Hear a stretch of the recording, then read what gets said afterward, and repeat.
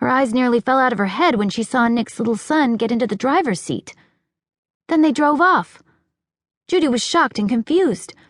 She hopped in her cart and followed them to the coldest section of Zootopia, Tundratown. Nick's son was using his little paws to make molds in the snow, which Nick then put sticks in. Then the two poured the juice from the melted jumbo pop into the molds to create dozens of smaller pops. Judy looked on, scandalized. She couldn't believe it. Judy followed them again, this time to Savannah Central, where they set up a stand and sold popsicles at marked-up prices to lemmings. "Popsicles! Get your popsicles!" barked Nick. One lemming bought an icy treat, and then the rest of them followed. In an instant, the frozen desserts were completely sold out. Once the lemmings finished their popsicles, they threw the sticks into a recycling bin.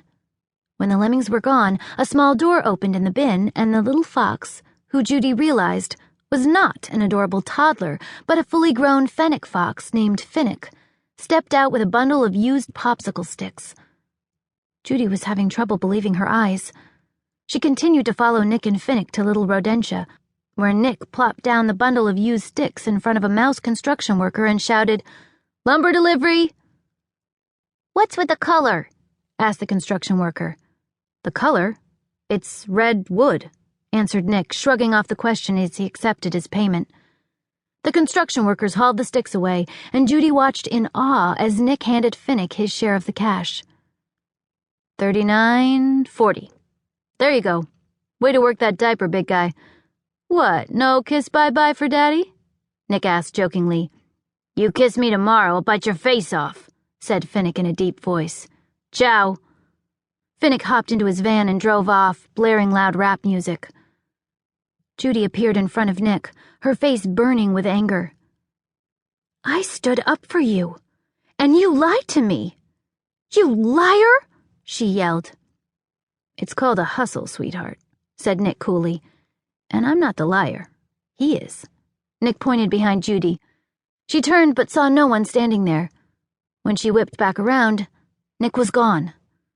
Then she spotted his tail disappearing behind a corner. "Hey!" she said, hurrying to catch up as Nick strolled along. "All right, slick Nick. You're under arrest." "Really? For what?" "Gee, I don't know. How about selling food without a permit? Transporting undeclared commerce across borough lines, false advertising." "Permit."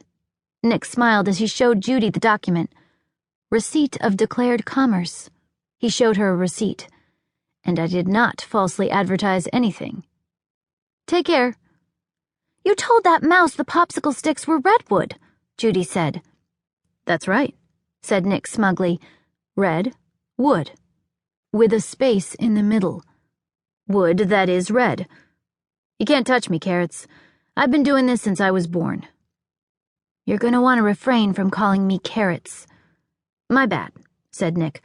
"I just naturally assumed you came from some little carrot-choked podunk, no?"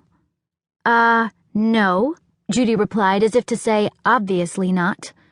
"Podunk is in Deerbrook County. I grew up in Bunnyboro." "Okay. Tell me if this story sounds familiar." Nick's tone changed as he began to talk quickly and boldly. "Naive little hick with good grades and big ideas decides, hey, look at me, I'm going to move to Zootopia where predators and prey live in harmony and sing Kumbaya, only to find, whoopsie, we don't all get along. And that dream of being a big city cop? Double whoopsie. She's a meter maid. And whoopsie number threesy, no one cares about her or her dreams. Soon enough those dreams die and our bunny sinks into emotional and literal squalor, living in a box under a bridge. Until finally she has no choice but to go back home with that cute fuzzy-wuzzy tail between her legs to become... You're from Bunnyboro? So let's say a carrot farmer. Sound about right?" Judy stood speechless.